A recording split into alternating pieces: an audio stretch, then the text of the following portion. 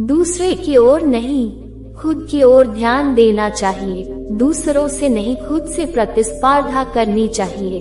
अपनी योग्यता पर भरोसा रखें, यही सुखी जीवन के सूत्र हैं। नमस्कार दोस्तों, हमारे चैनल इंस्पायर यू बोध में आपका स्वागत है। तो चलिए आज की कहानी को शुरू करते हैं। सभी के जीवन में अलग अलग परेशानियां रहती हैं। जो लोग धैर्य के साथ इनका सामना करते हुए आगे बढ़ते रहते हैं, वे जीवन में सुख शांति प्राप्त कर लेते हैं। जो लोग धैर्य खो देते हैं, उनके सामने और ज्यादा समस्याएं बढ़ने लगती हैं। एक लोक कथा के अनुसार पुराने समय में एक शिष्य परेशानियों की वजह से बहुत निराश हो गया था। उसने अपने गुरु से कहा कि कृपया मुझे दुखों को दूर करने का कोई उपाय बताएं। प्रेरक कथा। दूसरे की ओर नहीं, खुद की ओर ध्यान देना चाहिए। दूसरों से नहीं, खुद से प्रतिस्पर्धा करनी चाहिए। अपनी योग्यता पर भरोसा रखें, यही सुखी जीवन के सूत्र हैं। 4 वर्ष पहले शिष्य ने संत से कहा कि गुरुजी कृपया दुखों को दूर करने का कोई रास्ता बताएं। मैं परेशानियों से हार गया हूँ। गुरु कहा कि पहले सबसे सुखी व्यक्ति के घर से एक मुट्ठी अनाज लेकर आओ, फिर मैं रास्ता बताता हूँ। सभी के जीवन में अलग अलग परेशानियाँ रहती हैं। जो लोग धैर्य के साथ इनका सामना करते हुए आगे बढ़ते रहते हैं, वे जीवन में सुख शांति प्राप्त कर लेते हैं। जो लोग धैर्य खो देते हैं, उनके सामने और ज्यादा समस्याएं बढ़ने लगती हैं।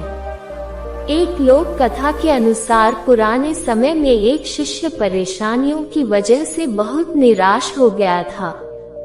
उसने अपने गुरु से कहा कि कृपया मुझे दुखों को दूर करने का कोई उपाय बताएं। संत बहुत ही विद्वान थे। वे अपने शिष्य को अच्छी तरह जानते थे। उन्होंने कहा कि मैं तुम्हें उपाय तो बता दूंगा, लेकिन पहले गांव में जो सबसे सुखी व्यक्ति हो, उसके घर से मुट्ठी भर अनाज लेकर आओ। शिष्य गुरु की आज्ञा पाकर गांव में सबसे सुखी व्यक्ति खोजने निकल पड़ा। उसे एक व्यक्ति दिखाई दिया जो अपने घर के बाहर शांति से बैठा हुआ था। शिष्य ने सोचा कि ये सबसे सुखी होगा, इसीलिए आराम से बैठा है। शिष्य ने उस आदमी को अपने गुरु की आज्ञा बताई और कहा कि आप मुझे गांव में सबसे ज्यादा सुखी व्यक्ति लग रहे हैं। कृपया मुझे अपने घर से मुट्ठी भर अनाज दे दें। ये सुनकर वह व्यक्ति क्रोधित हो गया।